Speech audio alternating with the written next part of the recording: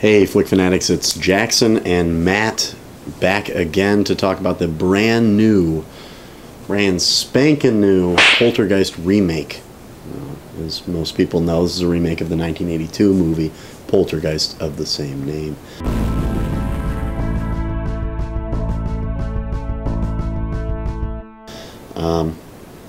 Let's just dive into the synopsis, I guess. According to IMDb, family whose suburban home is haunted by evil forces must come together to rescue their youngest daughter after the apparitions take her captive. Yeah, that's about it. Yeah, that makes sense. We got Sam Rockwell, Rosemarie Dewitt are the parents in this film. Three kids, kind of like the original. Yeah. Well, going in, I didn't really care. It looked cool from all the trailers. I was terrified of the original one when I was a child. I mean, I saw it when I was really young. Very, very scary, especially the clown scene. So I was, going into it like, just a remake of the terrifying movie I saw as a child. There were a few things that really kind of were meh for me. The writing being one of them. The dialogue was really terrible.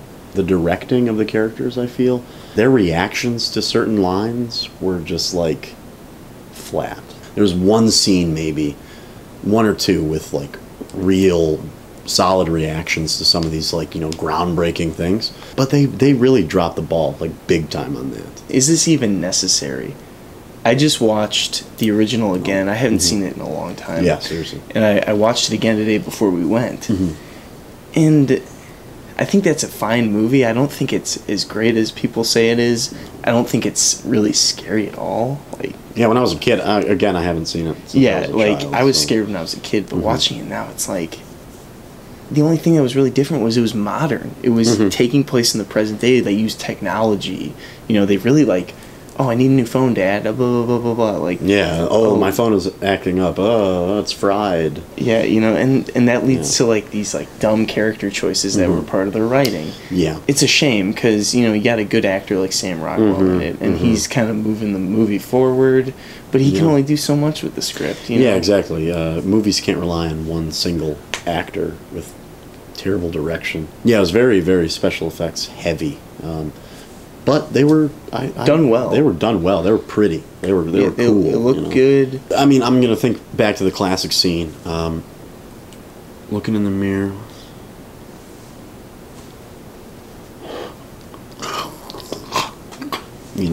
This movie takes an interesting turn with that. Sam Rockwell's drinking some whiskey and he starts puking up worms and black goo. But meh, it wasn't that great.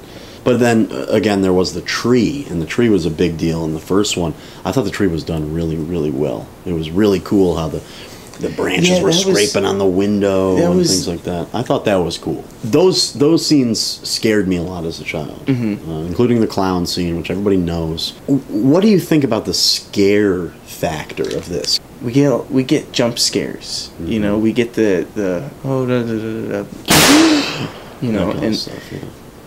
and it's old at this point. And this movie, it didn't rely on that, but when it tried to build tension and scare you, it just didn't scare you. The subject matter wasn't scary enough because it didn't feel threatening enough. No. There's a scene where the comics are stacked, in like a House of Cards looking thing. And that's not scary. They try to jump scare you. They did jump scare you. He turns around, the kid turns around, and is like, ah! The actors and characters' reactions to things were almost scarier than the scares because they're so loud. And I'm like, oh god, being loud. Don't mind the black goo because that didn't really scare me. But the lady yelling in my face kind of scared me. It's like, hey, Mom, be quiet. It was a good effort, I would say, but it wasn't necessary. It's just you didn't need to do it. It was a horror movie from 1982 that wasn't even that good to begin with.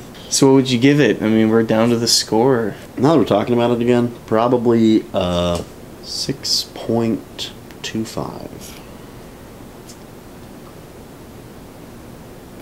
I'm gonna go 5.8. It wasn't. It